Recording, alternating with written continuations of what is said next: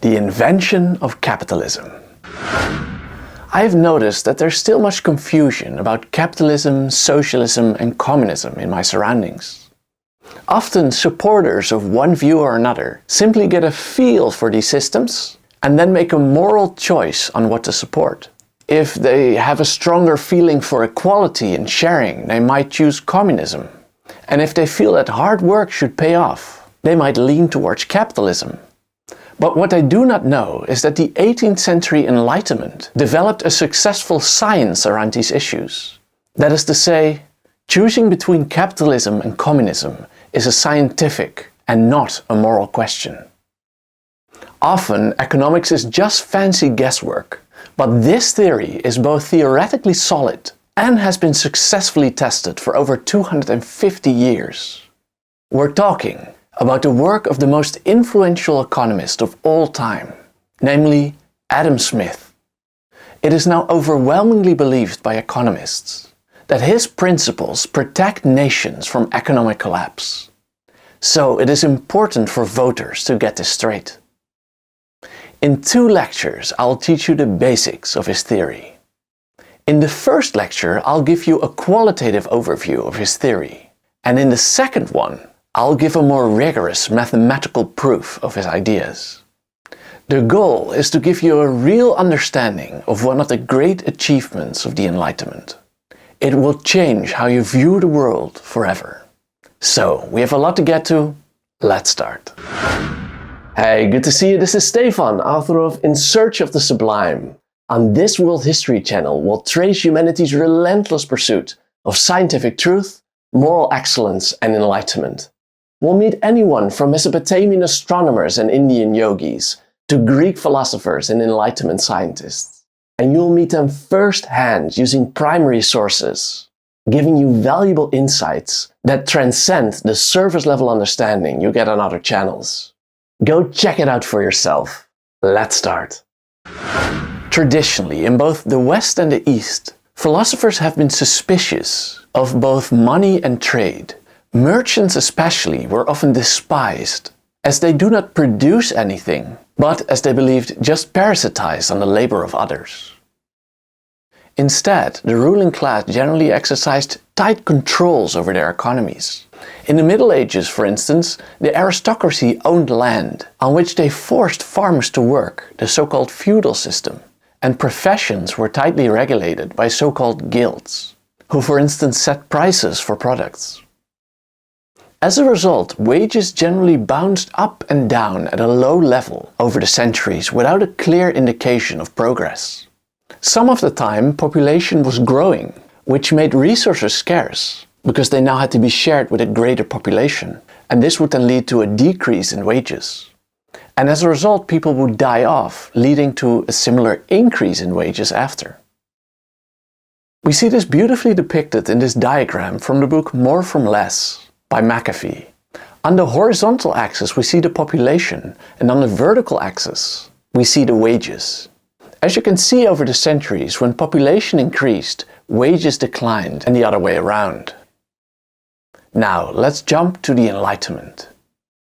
Adam Smith is generally regarded as the first and most important economist in world history. In 1776, the year America produced its Declaration of Independence, Smith published An Inquiry into the Nature and Causes of the Wealth of Nations, or in short, The Wealth of Nations. As the title gives away, Smith attempted to explain why some nations prosper while other nations fail, and his findings form the core of all successful economies today. Let's now see what happened to the economy after his discovery.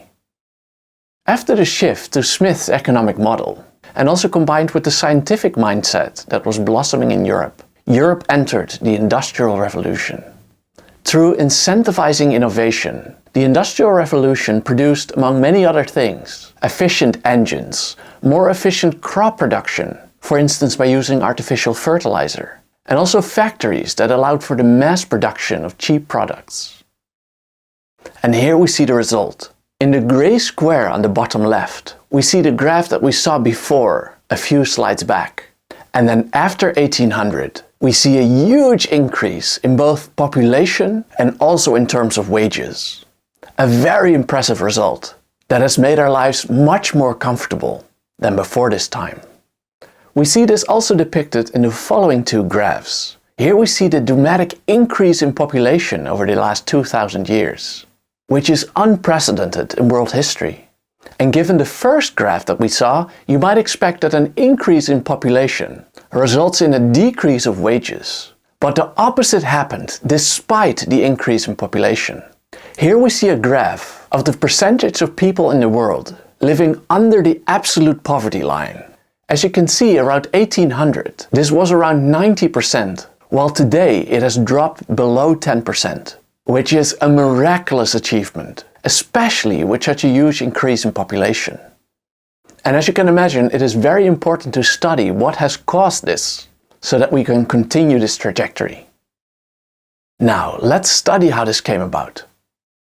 Counterintuitively, Smith found that markets function efficiently when people can trade freely according to their own self-interest. In fact, he showed that this miraculously maximizes the size of the economy. This is a big claim, but I will solidly prove this in these lectures. Let's start with the words of Smith himself. Quote, "It is not from the benevolence of the butcher, the brewer or the baker that we expect our dinner, but from their regard to their own interest." Let's unpack this. In a free market, business owners, such as bakers, are incentivized to make as much money as possible. That is their own self-interest. This seems to be an ethical nightmare, as it incentivizes greed. Yet in a free market, there is also an opposing force, namely the customers, who generally opt for the cheapest, highest quality products. The customers push business owners to innovate to reduce prices, which then in turn increases the living standard of the population. For the lower the prices, the more you can buy. In this way, business owners compete in a harsh, almost Darwinian environment, where only those who produce the cheapest, highest quality goods will survive. Generally, individual sellers, that is business owners, cannot even determine the price of their goods. For if they ask for too high a price, customers will simply go to the competition. And in this way, prices automatically converge towards a value determined by the market as a whole, and not by individual sellers or buyers, as is often believed.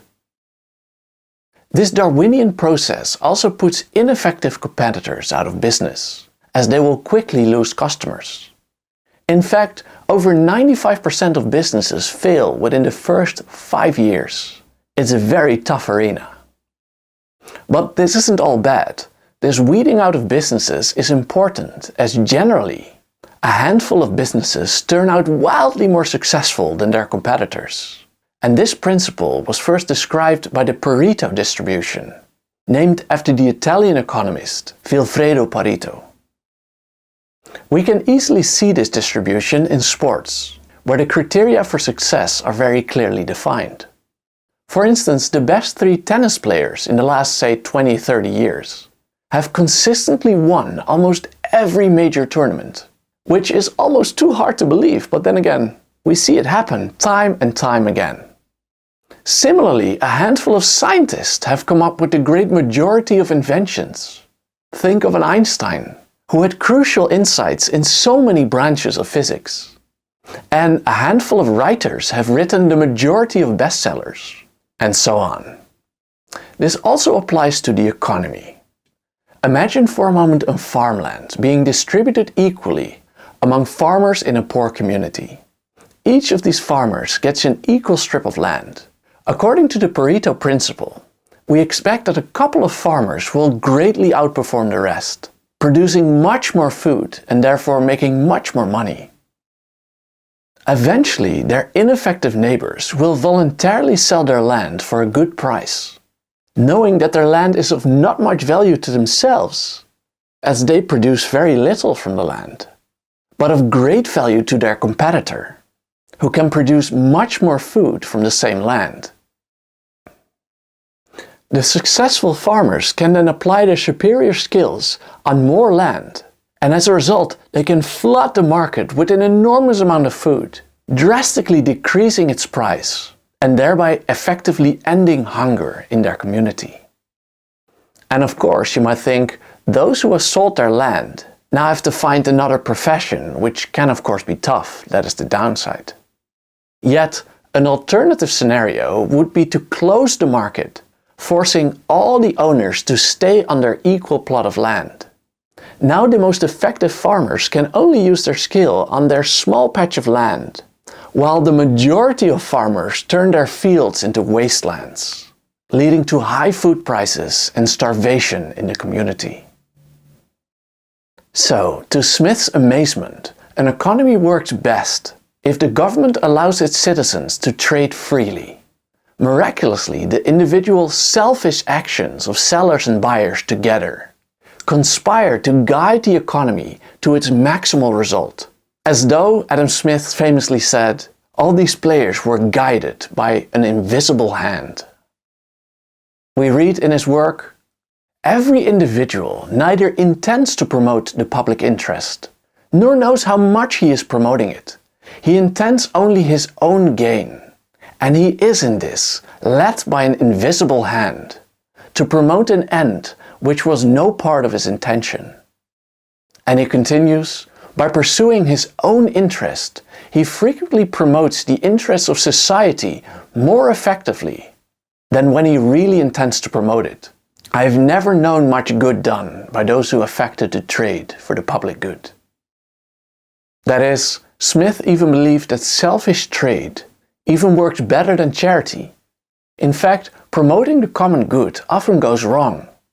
Let's for instance say an empathetic traveler finds a village where many people don't have shoes, causing their feet to blister. The traveler then starts a charity back home and distributes free shoes to the villagers. Of course, most villagers will be happy with the shoes, yet it also puts shoemakers out of business. Because shoes are now free, no one is incentivized to learn how to make durable shoes. And when the charity finally stops and the free shoes wear down, the villagers are left worse off. To aid the invisible hand, Smith also discouraged people from automatically taking on the profession of their parents, which was the norm at the time. By allowing people to choose their own profession, they will generally pick something they are good at, which is also good for the economy. Smith's system is now referred to as capitalism or the free market. Both terms today often have a negative connotation, because the system has its flaws, which we'll discuss later. And these flaws can often be mended to some extent through socialist policies. And because of this, some people now believe that socialism is more powerful than capitalism. Yet, as we shall see, these flaws are secondary compared to the overwhelming and unparalleled benefits of capitalism. The evidence for this being that impressive decline in poverty worldwide that we saw a few minutes back. In fact, every successful modern economy makes use of capitalism as its engine and then a form of socialism to mitigate some of the remaining problems. This is also why people like Barack Obama, and in fact all Western leaders, support capitalism to some extent. Being against capitalism, to me, is somewhat like being against vaccination, because vaccines, of course, have side effects for a small part of the population. But to then ban vaccines is a bad idea, because if you go 100 years back in time, to before these vaccines were made, the world was infested with horrible diseases that have now become very rare. In the same way, if we now look at the flaws of capitalism, we forget that before capitalism, 90% of the population lived below absolute poverty. In fact, all economies without capitalism quickly collapse, without any exception in world history. Now let's look at some of the historical evidence. Over 2 centuries of empirical evidence has consistently confirmed Smith's theory. The most extreme examples come from comparing the economies of North and South Korea, and also those of East and Western Germany during the Cold War. In both cases, a genetically identical population with a shared history adopted either a communist or a free market system. The communist system became plagued by economic collapse, famine and corruption, while the free market systems prospered. Here we see a photograph from space during nighttime where we see North and South Korea. In South Korea we see many cities light up, while North Korea is almost completely dark. What a stark difference! And here we see the income distribution in Germany. And as you can see, we can still to this day see a clear distinction between West and Eastern Germany, even though the Cold War was over 30 years ago. More subtle is the difference between North and South America. North America became much more prosperous, even though South America was much richer in resources, including silver and gold. Today this difference can be elegantly explained. One of the differences is that the Spanish imported the medieval feudal system into South America, which is the complete opposite of a free market. In contrast, Britain imported their common law system into North America, which gave people freedom to trade. It gave them property rights, impartial judges to settle business disputes, and political representation. And all these elements are beneficial for trade. In fact, Alexander Hamilton, one of the founding fathers of America, explicitly used the insights of Adam Smith to design the United States economy. And in time, America became the most prosperous nation on earth. So, free markets have pulled us out of poverty, but they also have their flaws. Adam Smith already recognized that markets can at times produce negative outcomes, known as market failure. The most common example is the formation of monopolies. For example, if a town only has one water source, the owner of this well can increase prices and lower quality without repercussion, because the customers have nowhere else to go, there's just one source. This example, however, actually proves the rule, since monopolies impede the invisible hand. When only one company is allowed to sell a product, the market is not free. Customers in a free market need options. And Smith therefore believed that the government should play a role to ensure that there is enough room for competition in every sector. A greater problem for the theory itself are so-called negative externalities. These are negative consequences of a commercial transaction that fall neither on the seller nor on the buyer. Important examples of this are, for instance, environmental pollution and child labor. Both the seller and the buyer might profit from this, but it does damage elsewhere in society. Take, for instance, pollution. An economic exchange can be beneficial for both the buyer and the seller, but the additional pollution can decrease the welfare of the population as a whole. Again, government intervention can be helpful here. Smith also recognized that free markets cause inequality, which he considered a necessary evil of a market society. The reality is that most of that Darwinian competition of the market simply won't happen without strong financial incentives. But they also cause that inequality, which can be a problem. Welfare programs can then help those at the bottom of the economic spectrum. Yet these interventions do impede the invisible hand, shrinking the economy as a whole. And without much wealth, there's also not much to redistribute to the poor. So a balance has to be found between allowing enough capitalism to generate enough wealth and a certain minimum of socialist policies to help those in need. And I think a healthy left-right divide in politics should be about how much social policies are necessary without harming the capitalist wealth engine too much. But instead what we often see is that people on the left claim they want to overthrow capitalism, and people on the right want no socialist intervention at all. But we need to strike a balance, and where that balance is a matter of opinion. The theory underneath is a matter of science. And there we have it, the marvelous inventions of Adam Smith. In part 2 of this series, I'll give you a more rigorous understanding of the free market, by studying the law of supply and demand. You'll be amazed by the mathematical rigor of these ideas, so stay tuned. And for now, if you want to learn more about the Enlightenment or many other topics from world history, then read my book In Search of the Sublime. You can read it completely for free on worldhistorybook.com, or you can buy a physical copy on Amazon. Thanks so much for watching. Bye bye.